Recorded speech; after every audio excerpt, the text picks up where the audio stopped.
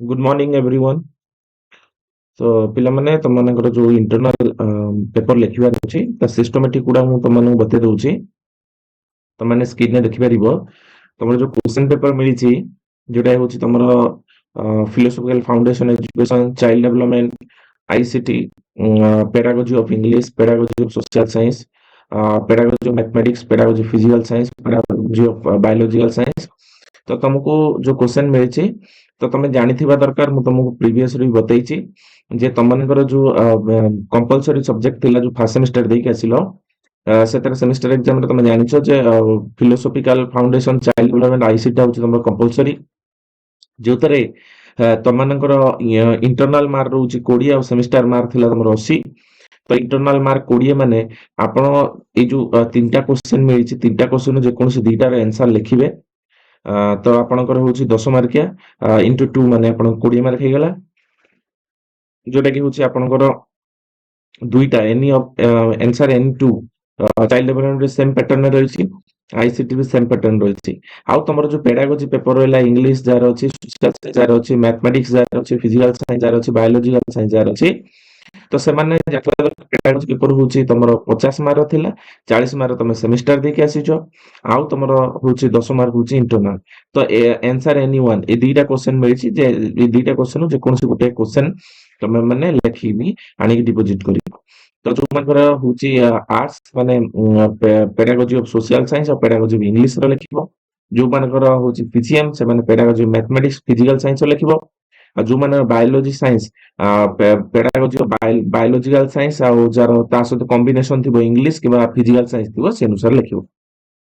ठीक अछि। लेखिबो किपरि तमरो जो A4 साइज अछि तमरो A4 साइज पेपर अछि A4 साइज पेपर रे तमे आंसर लेखिबो त माने जणा अछि जे मु 10 मार्क क्वेश्चन को मु किपर लेखिबार अछि केते पेज लेखिबार अछि तुमको नोट माध्यम रे मिलिथिबो तमरो क्वेश्चन मिले तम नोट रे थिबो का बुक्स रे थिबो बुक्स देखि तमे गोटे 10 मार्क पेपर मिनिमम तो 4टा पेज करी कि 4.5टा पेज बा 5टा पेज करी लिखिबो कि 6टा पेज करी लिखिबो तो सेटा होछि तमरो 4टा कि 5टा पेज लिखिबो जेमिति हम सेमिस्टर 10 मार्किया लिखुदलो ए क्वेश्चन आंसर टा से लिखिबो बाकी A4 साइज रे गोटे साइड लिखिबो बोथ साइड लिखिबोनी जेमिति तुम प्रैक्टिकल रेकॉर्ड लिखुछो बोथ साइड लिखुछो सेठी एभलिया होबनी एठी होछि तमरो इंटरनल पेपर जो A4 साइज लिखुछो जोटा कि होछि तमरो वन साइड लिखिबो आ वन साइड लिखिबो मार्जिन पकेई लिखिबो हला मार्जिन पकेई लिखिबो गोटे साइड लिखिबो आउ गोटे साइड पेपर रे लिखिबो नै ब्लैंक छाड़ दबो तो एबा करी तो माने आंसर गुडा लिखि आनिबो तो तमे जेतेबेले बनौछ धर फिलोसॉफिकल फाउंडेशन एजुकेशन बनेलो ए दुईटा क्वेश्चन लिखिलो लिखिला परे तार गोटे कवर पेज एटा करा जिवो ऑफिस तरफ रु तो त माने से खाली लिखि देथिबो एटा होछि फिलोसॉफिकल फाउंडेशन एजुकेशन हेडिंग कर देथिबो तार दुईटा क्वेश्चन पुनी जेतेबेले फिलोसॉफिकल सरी गला पुनी आईसीटी कलो आईसीटी ताकू स्टेपलिंग कर दबो फिलोसॉफी रो स्टेपलिंग कर दलो आईसीटी स्टेपलिंग कर दलो तार गोटे कवर पेज रे खाली लिखि दबो फिलोसॉफिकल फाउंडेशन ऑफ एजुकेशन तापर चाइल्ड डेवलपमेंट जेते लिखि देलो चाइल्ड डेवलपमेंट रो जो दुईटा क्वेश्चन लिखि देलो तार गोटे कवर पेज लिखि देलो चाइल्ड डेवलपमेंट करिके ताकू स्टेपलिंग कर देले एबा करिके नेकी आसीबो आउ तमनकर जो रहिछि तमरो ना लिखिबो गोटे कवर पेज रे तमरो ना लिखिबो तमरो कॉलेज नेम लिखिबो आउ तमरो रजिस्ट्रेशन नंबर लिखिबो तो एइभला पैटर्न करिके गोटे कवर